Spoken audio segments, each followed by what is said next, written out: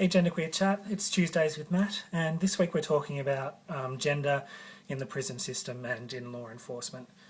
This topic's really tough, and I'm not sure exactly how much I'm going to be saying about it. I guess I have no experiences at all with being in prison, which is a good thing. And I don't know, it's so hard to imagine what it would be like in prison, let alone taking into consideration something as complex as gender as well, and how that would look and how that would play out in a prison or a law enforcement experience. I guess thinking about it, prison's going to be hard enough as it is, let alone if you identify differently or you present differently, or there's something about you that isn't, I guess, part of what society and culture would consider the norm. So anybody with any kind of gender variance, different gender presentation or identifying differently, or anyone from a sexual minority, even, of course, things like racial background, cultural background, socioeconomic background, all of that stuff's going to come into play. And I guess if you exhibit some kind of difference, then that may make you more at risk to harassment or ill treatment by the hands of inmates or the prison wardeny people, whatever they're called.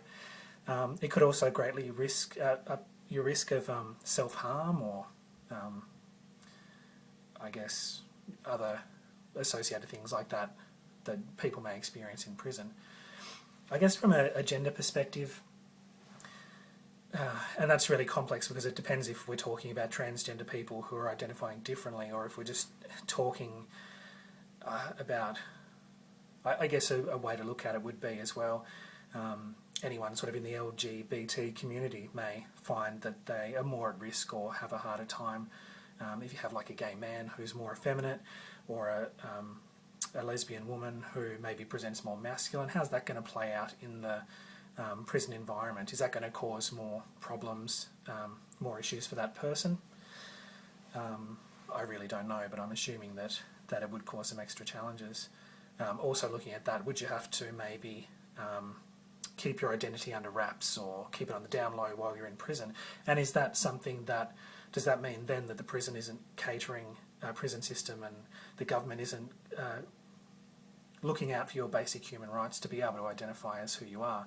So maybe from that perspective, I guess, from a more strictly transgender look at things, I guess that gets a lot more difficult in the sense that where are you going to put these people? If you have an F2M or M2F, or somebody who identifies or presents somewhere on a gender continuum or gender spectrum, however you want to look at it, where do you put these people? The prison system is sort of has a binary approach. You have male prisons where you put men, female prisons where you put women, and obviously I'm guessing those things take into account the needs of the sexes. And I'm not saying everyone who gets put in those prisons is going to feel like they're in the right place or isn't going to have any harassment or harm, but for a transgender person, where would you put them? Would putting an F2M person or a M2F person, F2M, M2F, in a female prison, would that be any less likely to cause grief or abuse or anything than putting them in a male prison? I don't know. And from what basis do you even look at that? Is it from a medicalisation standpoint? Would somebody have to go through their surgeries, go through a full transition? Would they have to get all their documentation changed through government agencies on birth certificates or whatever to be able to say, I have transitioned, I am male, and therefore get put in a male prison, or the other way around? I'm not even sure where that distinction lies. I haven't done a lot of research into it or looked into it.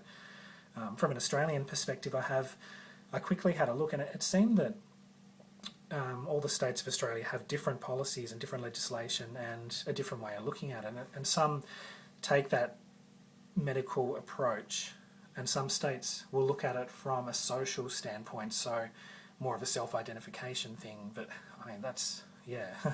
So I guess that's one of the challenges in the first place. How do you identify somebody who's transgender? What does that actually mean? And is that taking into account the full spectrum of gender identities and expressions that might be out there? I'm guessing that's really tough. So yeah, where do you put the person in the male side of things, in the female side of things?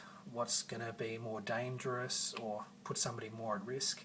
And I'm sure there's studies about that to show that sort of thing, but I don't have that information. I guess, like anything, it's about education.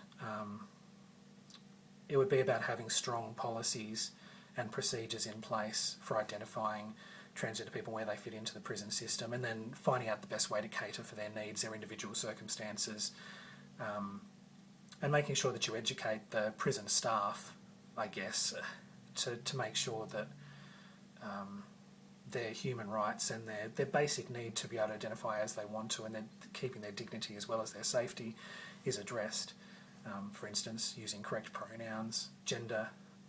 When I was reading something, actually, I read that in Western Australia and South Australia, they actually, I don't know if it's part of legislation or if it was just part of this thing I was reading, that was suggesting that they were looking more into gender-neutral pronouns, or the choice of pronoun of the individual identifying as they do. So that's something.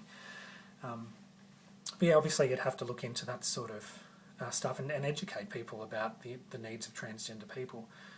Also, if somebody was transitioning, what does that mean in regards to access to hormones or surgeries? Depending at what stage you get incarcerated at, how does that play out? Will you still have the right to follow on that path? Would it be withheld from you? Would it be made more difficult? What would the prison system do for a person who identified differently and there was a need to transition? Maybe that's what they needed to do for their safety.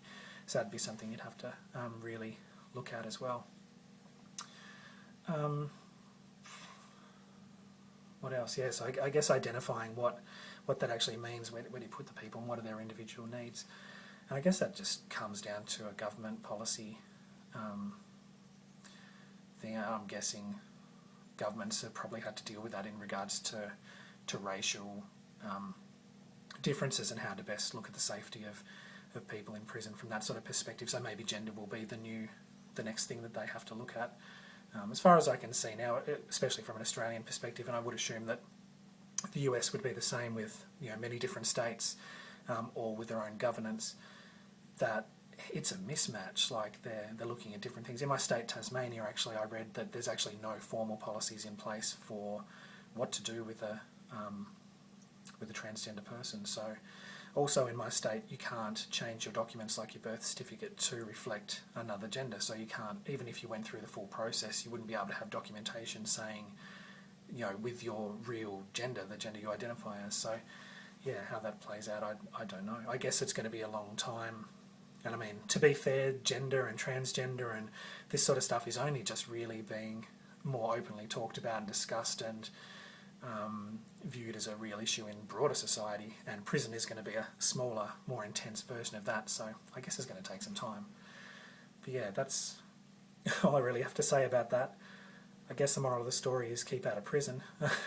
Yeah, it would be tough, and I don't know how that would play out, and I think it's just up to the law enforcement, the prison system and governments to create policy and strategies to best identify the needs of transgender people and people in other minorities, put things in place so that there's practices so that these people can be as safe as they can be, have their basic human rights and dignity looked after, and be not put under any unnecessary risk or increases in self-harm or deaths in custody or abuse, sexual or whatever. Yeah, that's just a basic human rights thing, and I think it's probably something they should be looking at.